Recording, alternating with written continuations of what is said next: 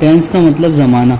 ज़माना मतलब हम जो भी बात करते हैं वो 3 ज़बानों से होती है। ये प्रेजेंट हाल, पास्ट माजी और फ्यूचर जो है मुस्तकबिल। हमेशा बाहर मुल्क में ना पास्ट का टेंस पढ़ाते हैं। आप बोले क्यों सर? क्योंकि वो चीज़ गुजर चुकी है, वो पहले वाला टेंस पढ़ाते हैं। पहले वो पास्ट पढ़ाते हैं बाहर मुल्क में, फिर प्रेजेंट, फिर फ्यूचर पढ़ाते हैं। वो हम लोग क्या करते हैं, हाल का पढ़ाते हैं, फिर पास्ट का। पास्ट तो गुजर चुका है, पहले वो पढ़ाना चाहिए वाला टेंस। बाहर मुल्क में ये करते हैं। तो टेंस का मतलब मैंने आपको ज़माना बता दिया। इनडेफिनेट जो होता है ना, इनडेफिनेट का मतलब होता है गैर मुअय्यन, इसका कोई वक्त तय्युन नहीं होता। अब अगर प्रेजेंट का इंडेफिनेट होता है ना, देखो पास्ट का इंडेफिनेट और फ्यूचर का इंडेफिनेट इतना इंपॉर्टेंट नहीं है। प्रेजेंट का इंडेफिनेट बहुत इंपॉर्टेंट है, क्योंकि प्रेजेंट का इंडेफिनेट में तातीते आता है उर्दू की पहचान में, और वो जो है हैबिचुअल एक्ट बताते हैं। हैबिचुअल एक्ट मतलब आदत बताते हैं। फॉर एग्जाम्पल, मैं चाय पीता हूँ।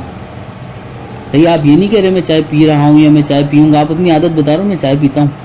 यार मैं तो शनिवारी पे अक्सर खाना खाता हूँ, आप अपनी आदत बता रहे हो। हैबिचुअल एक्ट बताते हैं प्रेजेंट इंडेफिनेट। और क्या बताते हैं, यूनिवर्सल ट्रुथ बताते हैं, आलमगीरी सच बताते हैं। फॉर एग्जाम्पल, सूरज मशरिक से निकलता है, ठीक है। माँ बच्चे से, माँ अपनी औलाद से मोहब्बत करती है। कौन सी ऐसी माँ होगी दुनिया में अपनी औलाद से मोहब्बत नहीं करेगी? माँ अपनी औलाद से मोहब्बत करती है। ताती ते भी आ गया, लेकिन आप ये देखो कि इसके अंदर क्या बताया गया, यूनिवर्सल फैक्ट बताया गया जो पूरी दुनिया मानती है कि हाँ हर माँ, चाहे कोई कौम हो, कोई भी फ़िरका हो, उसके अंदर जो है माँ अपने बच्चों को मोहब्बत करती है। यहाँ तक कि जानवरों में भी है। प्रेजेंट इंडेफिनेट बहुत इंपॉर्टेंट है। अब देखो, इंडेफिनेट का मतलब होता है गैर मुअय्यन, वक्त तय्युन नहीं होता। हम पता नहीं, देखो मैंने कहा मैं चाय पीता हूँ, वक्त तो नहीं पता चल रहा कब पीता हूँ, उसको कहते हैं गैर मुअय्यन। कंटिन्यूस का मतलब होता है काम चल रहा है। मैं खाना खा रहा हूँ, अच्छा भी खा रहे हो। मैं पढ़ रहा हूँ, हम पढ़ रहे हैं ना, अभी हम पढ़ रहे हैं। कंटिन्यूस में काम चल रहा होता है, तभी रहा रही आता है। अब परफेक्ट की बात कर लेते हैं। परफेक्ट का मतलब होता है काम हो चुका है। परफेक्ट कंटिन्यूस के अंदर काम चल भी रहा होता है, हो भी चुका होता है। यानी मैं सुबह से पढ़ाता रहा हूँ, मैं सुबह से इंग्लिश पढ़ाता रहा हूँ, यानी सुबह से पढ़ा भी चुका हूँ अभी, क्योंकि सुबह गुजर चुकी है, अभी रात हो रही है, और अभी भी पढ़ा रहा हूँ लगातार। यानी काम हो भी चुका है और चल भी रहा है। ये होता है प्रेजेंट कंटिन्यूस। परफेक्ट के कंटिन्यूस, चाहे वो पास्ट का हो परफेक्ट कंटिन्यूस, चाहे फ्यूचर का हो, उसमें काम जो है वो हो भी चुका होता है और चलता आ रहा भी होता है। पहले टेंस का नाम है, सारे टेंसेस का नाम बताता हूँ। Present indefinite, present continuous, present perfect, present perfect continuous. Past indefinite, past continuous, past perfect, past perfect continuous. Future indefinite, future continuous, future perfect, future perfect continuous. ठीक है। उर्दू में पहचान है प्रेजेंट इंडेफिनिट की ता ती ते। प्रेजेंट कंटिन्यूस की पहचान है रहा है आएगा उसमें, रहा है, रही है, रहे हैं। सही है, रहा रही है आ रहा होगा। प्रेजेंट के परफेक्ट की जो पहचान है उसमें आ रहा होगा, क्या आ रहा होगा उसके अंदर, चुका है, चुका था नहीं, चुका है, चुकी है या चुके हैं।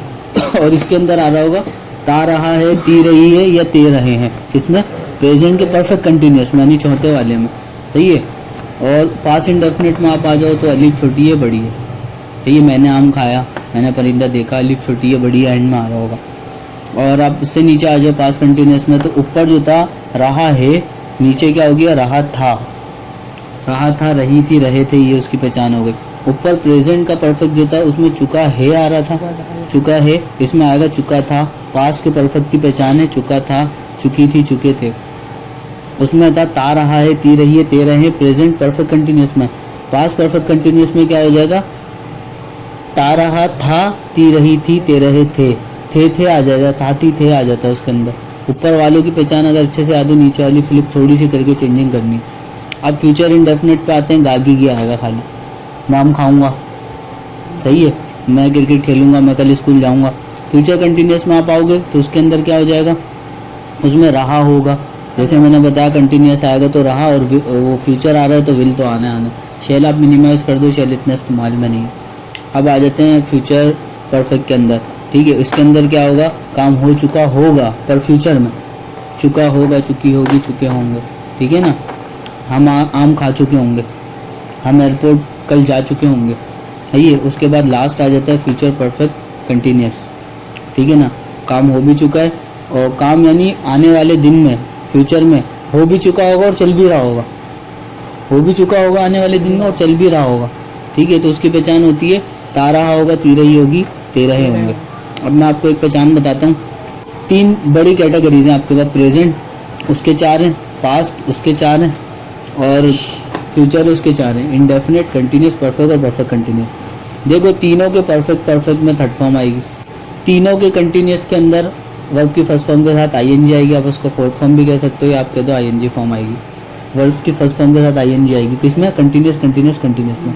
और परफेक्ट कंटिन्यूस जो है चौथा वाला, 8वां वाला और 12वां वाला, समझ गए आप, उनके अंदर भी आईएनजी फॉर्म्स आएंगी वर्ब की फर्स्ट फॉर्म के साथ आईएनजी। यानी जो कंटिन्यूस में लगेंगी ना वो परफेक्ट कंटिन्यूस में भी लगेंगी, चाहे वो प्रेजेंट का हो, पास्ट का हो या फ्यूचर का। समझे आप बात, ये आपके माइंड में आ गई। देखो प्रेजेंट डेफिनेट है, उसके अंदर भी क्या करेंगे हम, उसके अंदर क्या करेंगे, वर्ब की फर्स्ट फॉर्म लगेगी, SES IS के इजाफा होगा।